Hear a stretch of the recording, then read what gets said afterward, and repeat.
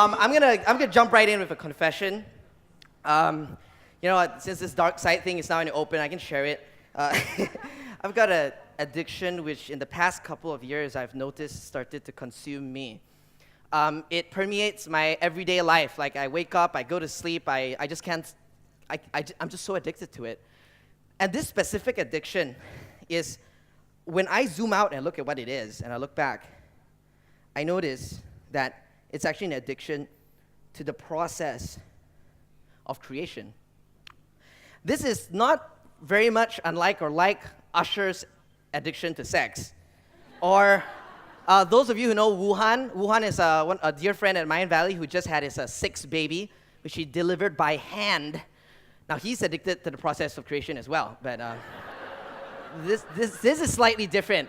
So, let me show you what I mean, okay? And this process of creation, through telling you about this process of creation, I'm going to share with you some growth hacks to help you rapidly create more and create faster with your own personal vision, your team, and your organization. So the discovery was when I look back, again, only when I look back, I see that from a very young age, I like to create things. For example, a costume party. I can't buy a costume.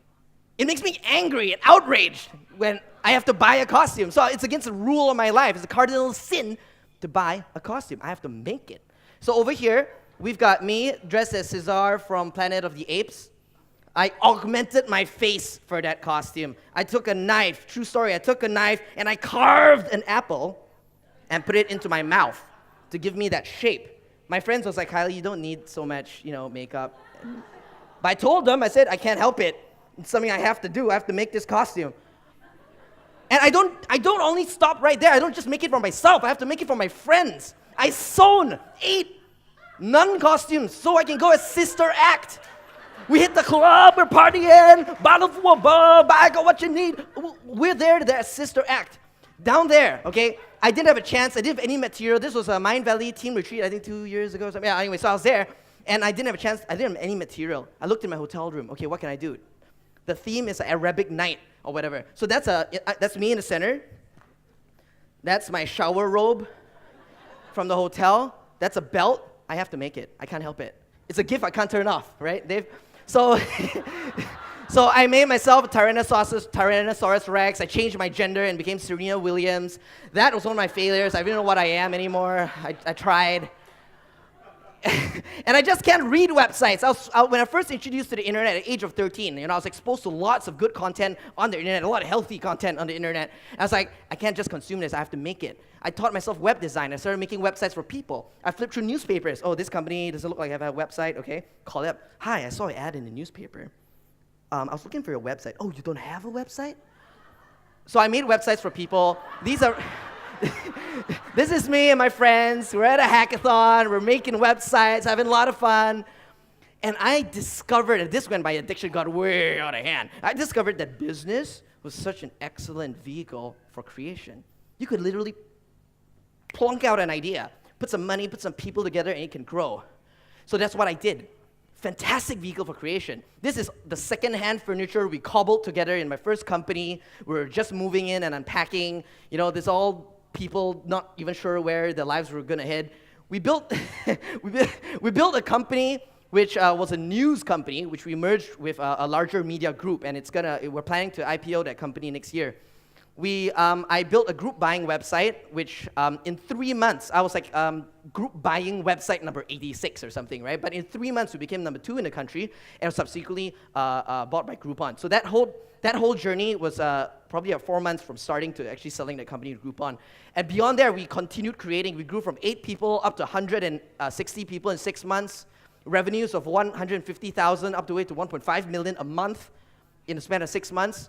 That was creation on crack or steroids or something. But a lot of that is also because I had a wonderful business partner called Joel Neo. Both him and I will be on stage on Sunday to talk about business partnerships, which is another topic. But yeah, so that's something we did. For creating businesses, I went to help others create businesses as well. I took a vacation. I said, okay, you know what, Kylie, time to chill the fuck out. Just go take a vacation.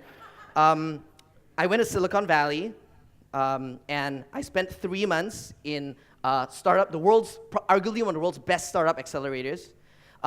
At the time, it was batch 5. They had 33 companies from around the world gathered there in Silicon Valley. I spent 3 months of my vacation working with them to help create their businesses, investing money in them.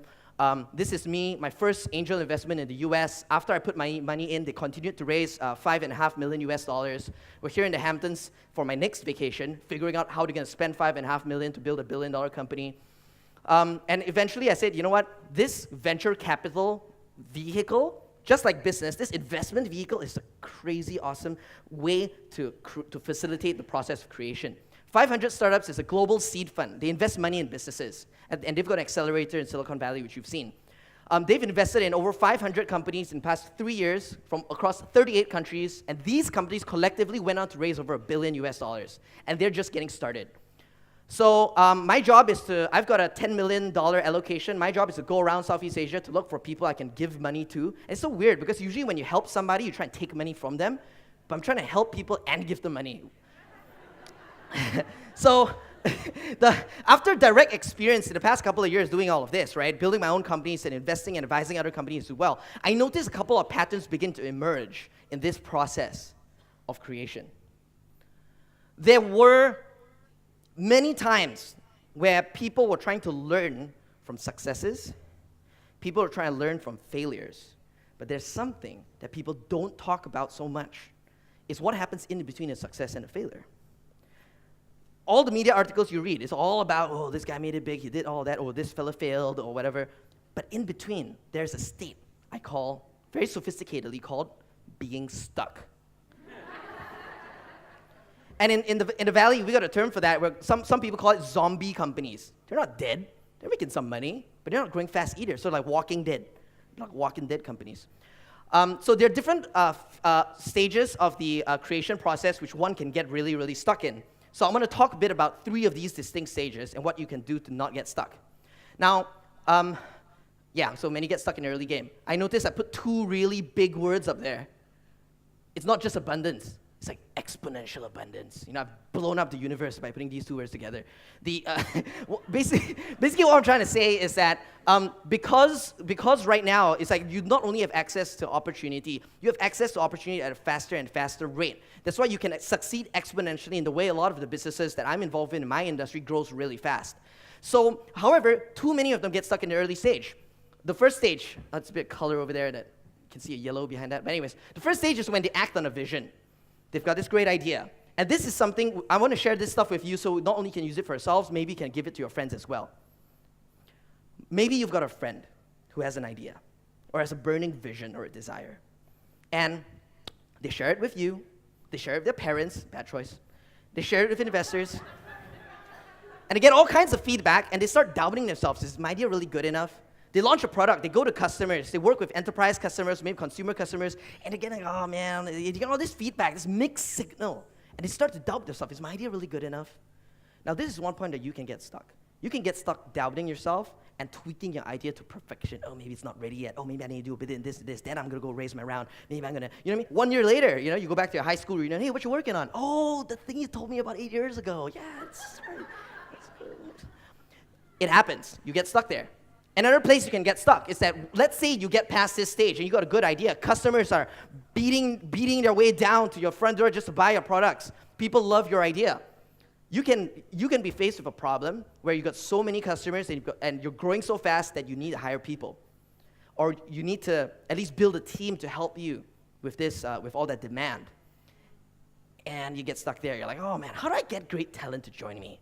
Like, the kind of people I want to hire, they're already working in investment banks or management consultants, they're getting these high paychecks. You know, programmers, oh, where am I going to find a programmer? All the best programmers are taken. You can get stuck there. You can get stuck there for years. Third one, let's say you've already figured out your idea and your product and people are buying it, it's crazy. You figured out how to hire talent, and you can hire talent, the best talent, super fast. And I know Mind Valley really figured this out really good. They can hire talent super fast. Then they're at a point where it's no longer about you being stuck, but the company's being stuck. Now, why is the company stuck?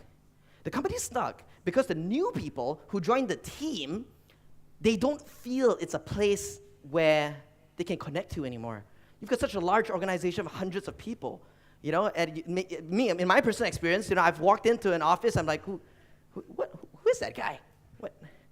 Who hired him? Is he picking his nose? What? I mean, you can't feel that connection anymore. And it's times like this where they can't feel the connection with you. They may lose the connection with your vision, your initial vision. They may get to think that, oh man, we're such a huge team now. How do we maintain the culture and the speed? Big companies, office politics, yeah, it's a given. Yeah, the bigger company gets, the slower they get, And that's when you get stuck. And this time it's not just you being stuck, the company's been stuck. Okay, so what can we do? Let's not get stuck. That's what we're here to talk about. I'm going to share with you some growth hacks, right, to move forward from one stage to the next stage to the next stage, especially when you're stuck in that position, or you have friends or clients who are stuck in that position. The first one is called the eventuality, and that helps you with your vision. The next one is called the heist. That helps you with getting a team. The third one is called the ripple, and that helps you and your company and people in your company unstuck yourselves and keep growing faster than ever before. So we're going to start with the eventuality. And this starts with a story. Okay. My girlfriend, she launches an app, right? She launches an app to help girls get alerted when their loved ones are in danger. So it's a personal security app. Basically, let's say you're going for a yoga tomorrow morning for an hour, right? And you're afraid that if you go yoga tomorrow morning, you're not going to come back from that. So you put in your app, you say, okay, I'm going yoga from this time to this time for an hour. 1 hour after the yoga session, the app asks you, are you safe? And if you're safe, you say, yeah, I'm safe. But let's say in between, you meet a tiger and the tiger mauls you and chews off both your arms. And you can't, you're not in the right place. And you need people to come help you. The app's going to ask you, after an hour, are you safe? And if you just can't use the stubs of your arms to turn that off, it sends audio, video, and your location to your loved ones. So it's automatic. Sounds like a good idea? She thought so too. She launched the product. She had a few 100,000 downloads, #1 in the Malaysian and Singaporean app store. She raised some money on it. But along the way, she's starting to doubt herself. She's like, she had a lot of investors. I mean, I'm not kind of being gender biased or whatnot. A lot of male investors didn't understand her idea. They were like, I've got such large biceps. I don't need that app. It was very hard for a lot of male investors to understand a need for a danger alert kind of app. Like personal safety wasn't the top of their minds. So she was worried that only paranoid women would download this. And she has exhausted 200,000 paranoid women who are afraid that tigers are going to maul them during yoga to download it, and it's not going to be a big business. So I asked her this. I said, will more and more people use smartphones? Yes. Like, see, dumb phones? Like, there are more dumb phones than there are humans right now. So wouldn't it be such that there's going to be more smartphones than humans? Everyone's going to use smartphones, right? She says, yeah. And I say, is safety a need? Safety is a base need. So would it be eventual if you did not exist, that there would be a company who will build millions, who would produce apps which millions of people will download on their smartphones, because it's eventual that everyone's going to have a smartphone, for their personal safety needs, because personal safety is a base need? And she said, yes. And I said, if that's going to happen, why not you? That's what I call the eventuality. Behind your business idea, behind your vision, there are some forces which are propelling it into creation, which has nothing to do with you. And as much as you can glorify yourself as the hero entrepreneur or the martyr who's going to bring this into birthing this into creation, you're not needed. A lot of times, a lot of great ideas, like, it's going to happen with or without you. And that's where you're going to be the one to make it happen. But how do we find that eventuality behind your idea? I'm going to give you another quick example, and then we're going to jump into an exercise to find eventuality behind your idea. There's a business consultant who was asked to launch a dating website in India. This was a while back. The boss said, okay, you go research how we're going to launch in India. He came back after a month, and he told the boss, half an hour PowerPoint slide deck, third factor, about all the different cultural nuances in India and all and at the end of the presentation, he said, it's a little bit risky. I don't think we should do it. The boss says, are there men in India? Yes. Are there women in India? Yes. Is there a big dating company like Match.com in India? And at the time, no. So is it eventual that there's going to be one because they're men, they're women, and generally they need to date? And they're like, yeah, we're going to launch this tomorrow because that's going to be us. So that's what I'm talking about the power of eventuality. Who wants to do this exercise? Raise your hands. Okay, now those who raise your hands, look for somebody who didn't raise their hands. Okay. Look for somebody beside you and do this exercise with them. And we're only going to take like 3 to 5 minutes. And I'm going to like stop you guys. But share with them your vision or idea and brainstorm. What is the eventuality that's powering that vision? Okay, give it a shot. It's going to be fun. Okay, guys. We got a volunteer who's going to share eventuality with us. Give her a big round of applause. Okay, let's do this. Okay, this is a big shift for me because it's nothing to do with the business that I'm currently doing. But the eventuality is, I believe that more and more women in particular are numbing themselves because of the stresses of life, in particular plunging into addiction. There is more, alcoholism kills more people than any other disease, and it's not spoken about because it's seen as shameful, and women in particular hide it more and more and more. It's going to have to come out, and people who have been through it and come out the other side, like myself, who want to talk about it, who want to remove the shame. Eventually it's going to happen in Australia. It's happened in America. There's Betty Ford and people like that who have stood up and said, hey, I've suffered from this and I can help you through. So eventually the same thing is going to happen in Australia. The shame is going to be taken away because it's going to be brought out into the open, so why not me? All right, fantastic. Fantastic. The stress of life is getting more. There's more and more stress in life. There's more and more access to addictive substances to numb yourselves.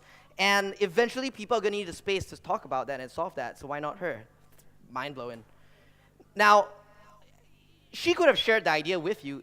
Like, okay, I'm going to start this club in Australia for people to talk about addiction. And oh, that's a great idea. But it wouldn't have the same impact which she just did. You know, she's going to blow minds with this. And people are going to question, oh, how are you going to do it? No. I was having a conversation with Sasha just now. Sasha. And he was talking about, he's a natural businessman. He was pitching me eventuality all the way. He was like, whoa, self-storage. Singapore, 30 units. You know, where you rent space to store stuff? Singapore, 30 units, so small. The US, thousands of units. Malaysia, only 2. I'm going to launch the next one, and 30 more. Well, you want to give him money? Well, I wanted to give him money, man. So there you go, the eventuality. And you've been through it. The steps is you write down a sentence describing your vision or idea or your dream or whatever you call it. Then you remove yourself from that equation. And ask yourself, will it come true whether or not you exist? Why? What are these forces that's going to make it an obvious eventuality? And when you help your friends do this exercise, and when you help yourself do this exercise, you're going to see how powerful your pitch is going to be. Now you've found out, now you're using the eventuality to build inner conviction for your idea. This is a growth hack in a non-conventional sense. It's not a strategy, it's not a tactic. This is something you do inside, it's some inner game stuff. Once you build that conviction with the eventuality powering your idea, it's going to be easier to pitch to people, whether it's customers, whether it's customers or investors or employees, and they're going to want to help you with that because they see that it's obviously going to happen. So that leads us to the heist. I made a mistake early on in my career. I used to hire people who are too qualified for the roles I'm about to give them. I had these super smart interns join me because I don't know why, because they were crazy, and I felt bad. Every talent I hired, I felt bad for them. I'm like, oh my God, this guy is getting paid 3 times in the market. I wish I could pay him that much. I remember when I first joined Mindvalley, and Vision, no, I'm kidding. But when I first joined Mindvalley, Vision told me, he said, you know, Kylie, we're going to build a company that pays its fresh graduates more than a Petronas director. Right? Petronas is a big oil and gas company. And he used to say that to me. But I had the same kind of thing where I can't pay people that much because I just started. So how am I going to convince people? I felt bad. So think about how effective I was in convincing people to join me. I'm like, hey, you know, you're really good, all your skills and experience and all that, it's going to be really relevant for this business. Like, I feel really bad because I can't pay you much, but maybe you'll join me anyway. It was hard, man. Like, it was hard, you know. But I'm forgetting something. People aren't joining you because of the pay and the prestige. There are more reasons than that. So what I discovered on how do you actually pitch that right, or how do you actually solve that on the inner game level so you don't feel guilty for hiring people that you can't pay, is I discovered this after I watched Inception, right? And it wasn't because I went into a dream beyond the mattress. It's because I noticed that there was a distinct pattern in Inception as a movie, which is the same in Ocean's 11, 12, and 13, and all good heist movies. I found out that for these movies, it always starts with a bold mission. You know, oh, we're gonna We're gonna go into a dream 5 times, and we're not gonna, put an idea in. We're gonna extract the idea. We're not gonna extract. We're gonna incept an idea. Never been done before. It is crazy. I don't even know how to go into a dream, but I'm gonna ask you to do it 5 times. So, and there's, or the Bellagio, biggest, highest security casino. Okay, Ocean's 11. Let's go and rob this. Never been robbed before. Bold, impossible mission. And why am I talking to you? Because I need somebody who knows how to build a bomb. Maybe there are specific things as part of this mission, a specific purpose that you talk to specific people for. Oh, I need to build an app. I need an iOS developer. That's why I'm talking to you. And we've got a good, so we need a good iOS developer, and we've got a good this, we've got another salesperson. You need people with a specific purpose to make your mission happen. And that's what a lot of heist movies, they just go out, they have probably 1 hour of the whole movie or half an hour going out recruiting people. Some guy to drive the truck, some guy to defuse the bomb. And then once you gather those people, you reveal a plan. You deck it out. Okay, guys. At 12:15.36.85 of a second, okay, you're gonna just swing down from the ceiling, and the guard is gonna drop his baton, and you run up behind him and you ram him, and he's gonna and take his keys. And then at 6:59, at 300 hours, this person's gonna. There's a detailed plan, but guess what? The plan always screws up. The guy doesn't drop his baton at 3:65. He just plays with it all the time, right? And well, he's not dropping his baton. Dude, right, HQ, he's not dropping his baton. He's just playing with it. What am I going to do? But guess what? The team adapts in unexpected ways, right? The guy who's supposed to run the baton, or this dude who's supposed to drive the truck, never operated a bazooka before. Charles, you have to do it. Ugh, I don't know, man. Right, and he kicks ass at it. That's what teams do. That's what happens in a heist movie all the time. The girl doesn't know how to use a gun. Oh, this thing comes from the sky. Okay, now this journey and the whole movie, it's a promise of suspense. Why? Because every single moment, you're facing death. You're facing failure. And in movies, and in some startups too, people do die, and that's kind of serious. In the history of 500 startups across all these companies, we had 3 founders die. Physical deaths.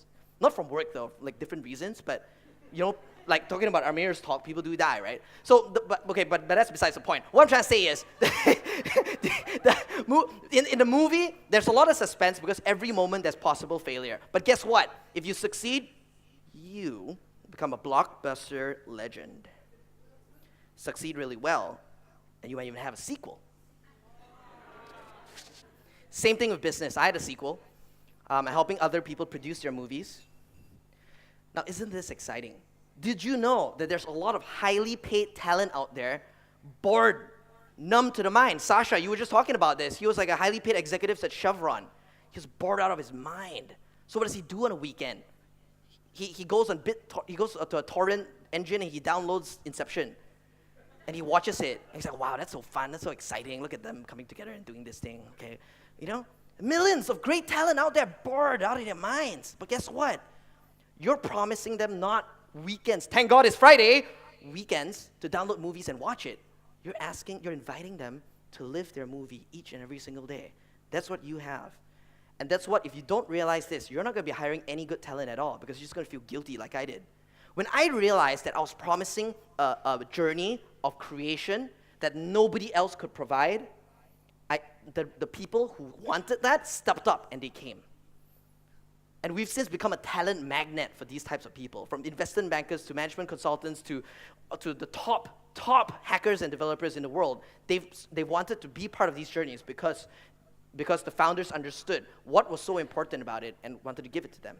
Okay, the eventuality at the first stage where you're powering through your idea, the heist when you use the idea and you're starting to recruit people. Let's talk about the ripple. Now, what happens in a larger company is there is a very real sense of disconnect sometimes, where you walk in and there's lots of people, and the boss doesn't take time to talk to you because he's got other things to do, and you're spending days and nights putting something together, and sometimes you don't know if it's really mean anything. That's a really dehumanizing and sad place to be. And these people could feel like this in your companies, or maybe not. So how do you remind them about the magic that brought them there in the first place? If left unmanaged, this feeling will soon grow into resent.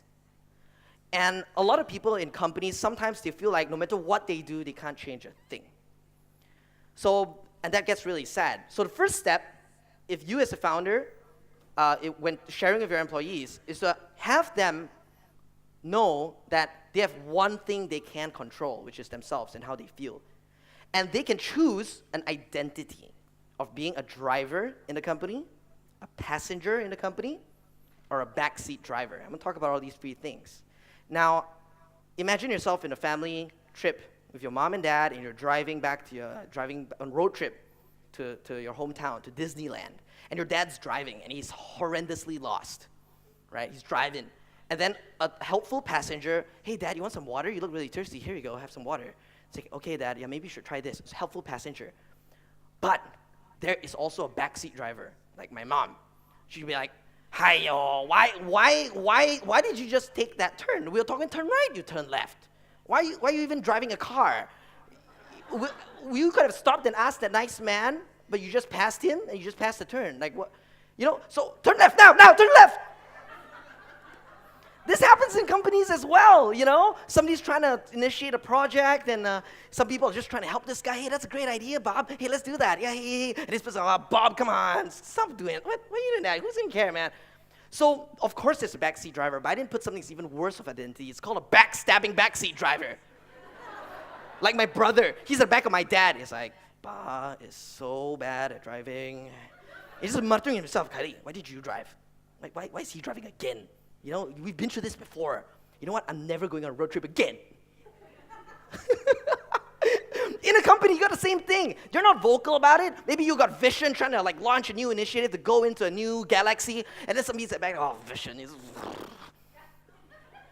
So, as an individual, each person in your company, you got to decide, who do you want to be? Are you actually a driver? Are you a passenger? Are you a backseat driver? Next thing. Okay, your lunch buddies. Who says you can't change people in your company?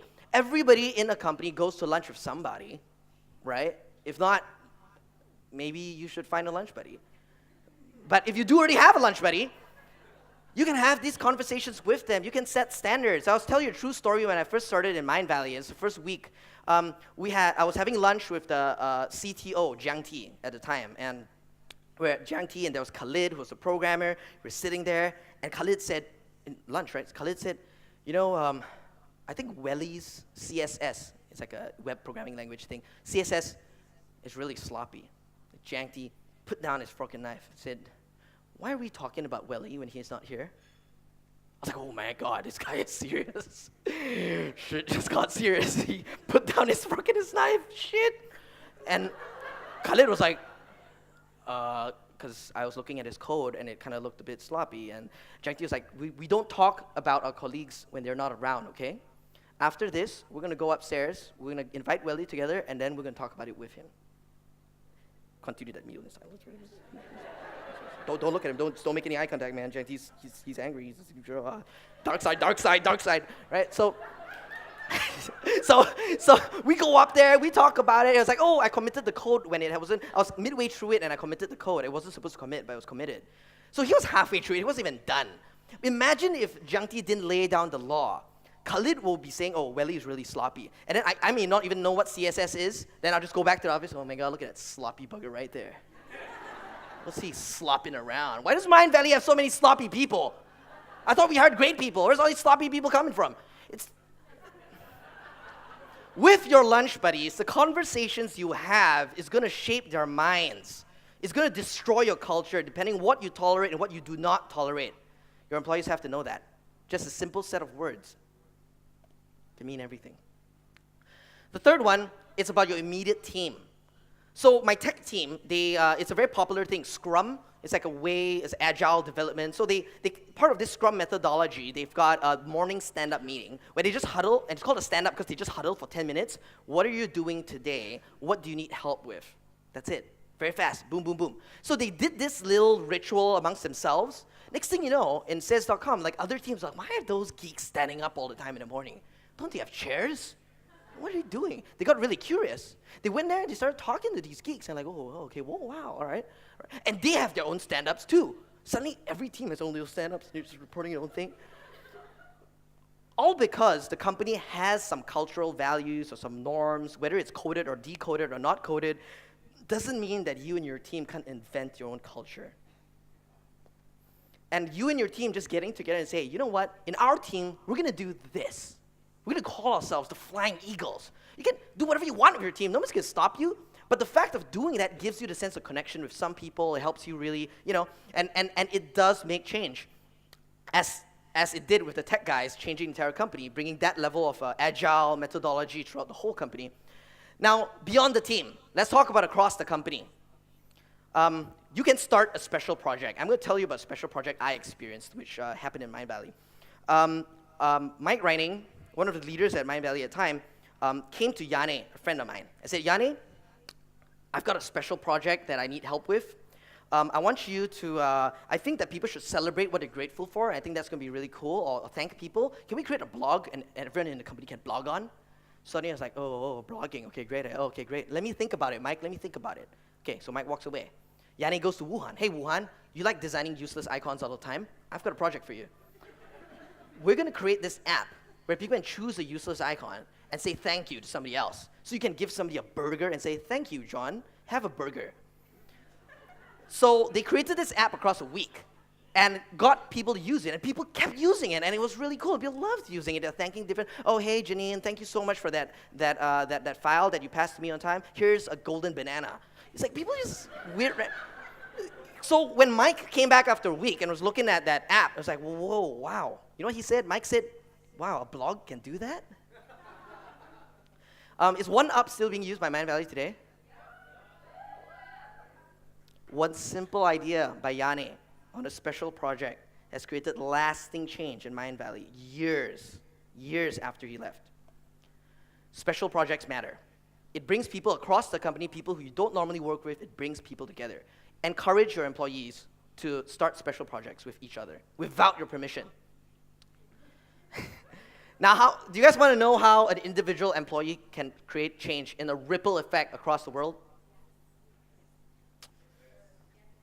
You know the irony of it is probably the easiest thing out of all this stuff. Creating a special project, it can be hard, sometimes. But spreading that change across the world is easier. You do this by sharing your story. If there's something that happened in your company, I've shared with you a few stories today. If something that happened in your company or in other companies that worked out really well, share it with other people. Across the world, there are people talking about the culture at Zappos because Zappos bothered to share their story. If all the great things that Zappos as a company and Tony Hsieh was doing were just kept inside their files, nobody would know. And none of us could be inspired that change is possible. All because you're a big company doesn't mean you're going to be a dehumanizing, big, ugly company. You can be a big and cool company. So when you share a story with your friends, they will go back to their workplaces and they're going to try it out. When you share your story, other people are going to see that it is possible and they're not going to get stuck. They're not going to accept being stuck. They're going to look for companies who have these stories. And that's where you kind of have this ripple effect take place. So for Zappos, conferences across the world quote their examples. They've got this one practice where after a 3-week orientation, you're given $2,000 to quit. People talk about that. I'm talking about it. I wasn't given $2,000. Why am I talking about that? Because it inspired me. If something works for you in the midst of all this, share your story and watch how it changes the world. So again, we live in a time of buzzword-heavy exponential abundance, where you can act on a vision, build a team, figure that stuff out, and have your team start a movement. All this is possible, driven by the eventuality behind you, and with the talent drawn to you by the heist that you're feeling, the heist that you're engaging with right now, and because individuals every day can make a difference by recognizing that they have a ripple effect. Thank you very much.